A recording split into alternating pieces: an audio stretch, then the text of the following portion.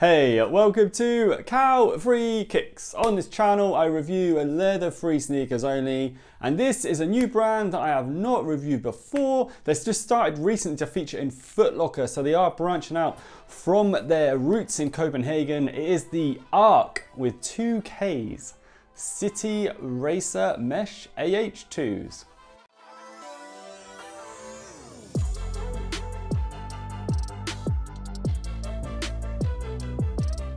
Welcome to the channel. If you're new and you've not seen one of my videos before, I always look into 5 different categories that I think are really important when you're taking that time and consideration into purchasing a new pair of sneakers. And those categories are looks, comfort, weight, breathability and price. And then at the end of the video, I will take all of those categories into account and give these ARK Copenhagen City Racr Mesh AH2s an overall rating out of 5 stars. If you do like what you see as you're going along and you want to show a little bit of extra support for the channel, do not forget to click the like button below on your device and also take the time to subscribe to the channel. So let's start this review off as we always do by checking these out on feet.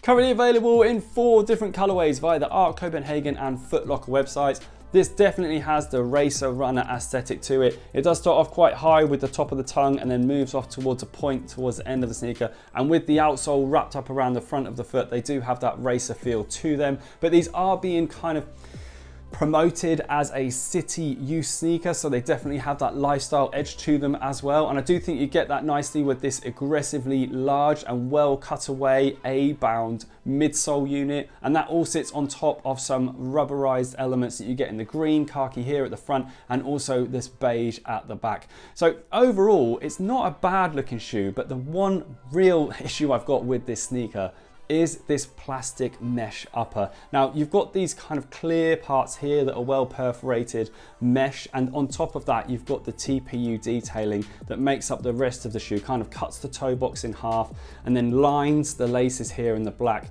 You can see there's hits of pink on the branding that you get on the tongue as well as inside the shoe, and then you've got the ARK branding just here on this mesh plastic upper, and also towards the rear of the sneaker you do get some more hardened material here, possibly a synthetic leather or more plastic TPU, and then you get a bit more ARK branding which is cleverly disguised in the heel ball for the sneaker.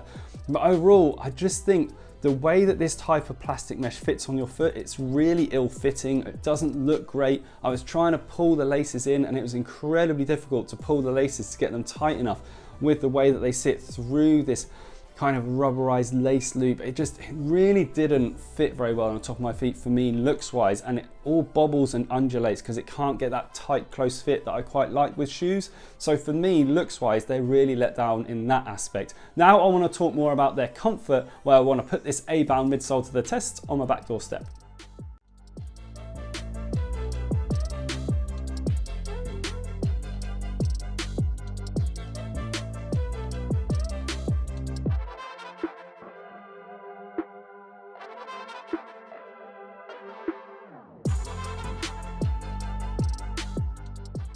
You can see from the step test that you've got a nice amount of give and responsive bounce back from toe to heel, definitely more towards the middle of the foot and the heel with the shoe. It did start to taper off a little bit, even though there's a huge amount of this A-bounce midsole towards the toe box. It did start to get a little bit flatter towards that end of the shoe, but as you can see, they're an incredibly flexible shoe and they bounce straight back, which means they do ride on the firmer side underfoot. They're not going to offer you a lot of squish and bounce, which I do prefer. They do ride quite firm, but obviously if you do prefer a firmer ride for that extra stability, then you're going to get that from these shoes. And also because of how wide the overall kind of foot plate is for the bottom of this unit. You can see that it splays out from the upper and it creates quite a wide foot pad. That's going to offer you much more stability if you are running running or just generally walking around. So underfoot, not too bad, a little bit firm, but on top of your feet, again, sadly, I just find this plastic mesh just uncomfortable to wear on top of my feet. Like I said, I had issues with pulling it in the right places and fitting and hugging my feet. It kind of just feels like it flaps on top of the feet. You do get extra padding towards the heel unit of the sneaker, so it does fit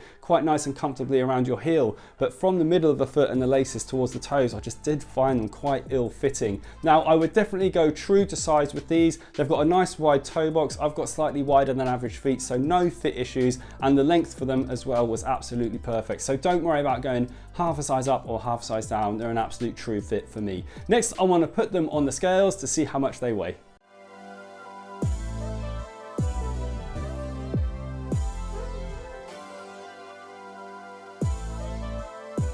Weighing in at 347 grams per shoe. These are technically, as part of my rankings anyway, considered a lightweight sneaker, because I think anything around the 350 gram mark and below can be considered a lightweight shoe. Anything below 300 grams is freakishly lightweight, and anything above 400 grams, you're definitely talking about a heavyweight sneaker. So coming in at 347, definitely around that 350 boundary though. They are lightweight, but they are being marketed as a very lightweight sneaker. And when you look at the rankings of the shoes that I've reviewed this year, there are plenty of sneakers out there that are gonna offer you much better weight than these. Now, obviously as a lifestyle sneaker, if you're gonna wear them every day, it's not gonna matter too much the weight around that 340, 350 gram mark. So they're gonna be okay in that department. But if you are after an incredibly lightweight shoe, definitely go for ones that rank higher than this in the list that you've just seen on screen. Now I want to talk about their breathability, while I want to pump this plastic mesh up a foot of smoke to see how breathable it is.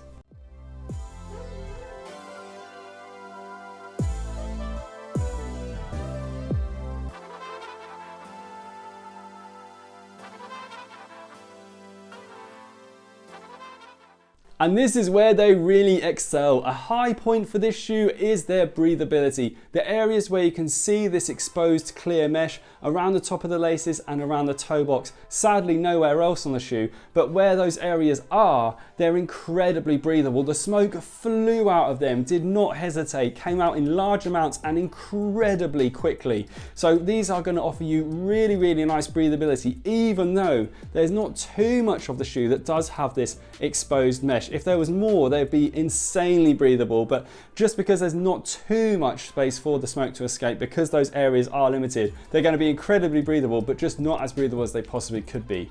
Next, I want to move on to their price. Now, these set me back £130, and it's not too bad a price considering the prices these days, but I was hoping to get more for my money in that department. They do come in quite cheap compared to a lot of the other sneakers that I've reviewed this year, yes, but what I'm getting in return for that, I would definitely want to spend £20, £30 more on some of those other shoes to get that extreme comfort, to get that amazing breathability, and, well, even though they are breathable, there's more breathable ones out there, but to get that better look as well. So overall, £130, whilst it's fair, it's not amazing. Now moving on to my overall score for these sneakers, and it's going to be a very, very average 3 stars. And that's just because I don't think there's any area of this sneaker that really stands out other than the breathability, and the other areas as well have kind of marked it down from that 4-star breathability rating to be possibly a lower score than it really should be. But 3 stars is I think fair when you take into account they are averagely comfortable, they're averagely priced, and they look kind of average as well. Now, if you've liked what we've seen today, please do not forget to give the video a thumbs up right before you leave. You can also follow me on Instagram, drop any comments below, and hopefully I'll see you again soon. Bye.